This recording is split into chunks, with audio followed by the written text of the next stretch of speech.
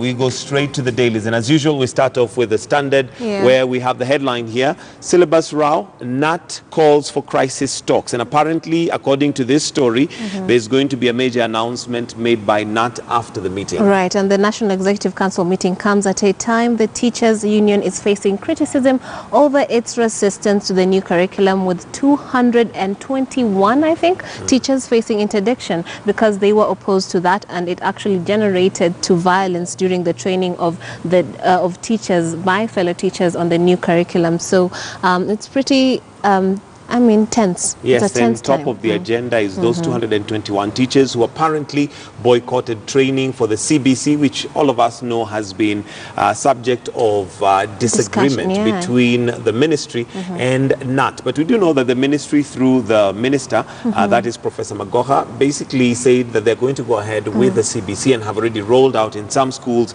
and are already testing. But if we move to page, I believe it's page 6 of the same paper, we have the same story, page 6 of the same paper, just basically giving more details. And I wanted us to look at maybe those details. You have 2.4 billion. 2.4 billion shillings money National Assembly Education Committee allocated the Ministry of Education towards implementation of the new curriculum. And we have 221, that is the number of teachers that are facing interdiction, that is on page 6 of the Standard. And 100, there is the number of experts who had been going around monitoring teaching and understanding the new curriculum in public schools across the country. And the basic point that KNUT has about this is that they feel that the country is not ready for this sort of new rollout, and they wanted more preparedness from the teachers and the trainers, but clearly the ministry is having none of that. Another bone of contention, of course, has been, and as you can see from the picture here, a picture in the classroom, but the bone of contention has been how prepared the classrooms and just the infrastructure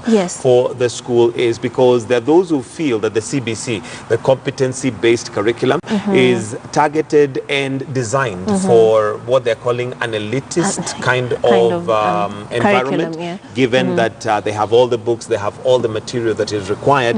But we do know that even this is a decent classroom compared to some of the things we see in the rural areas, and all that. So, of course, that being another question that is going to be rising up and coming up. But there you go. That's one of the top stories and what's on the headline this morning. And page 6 also has many other stories on just the education sector. So take a look at that. We have another story on the varsities facing crisis as 3.2 billion shillings is slashed. So that is the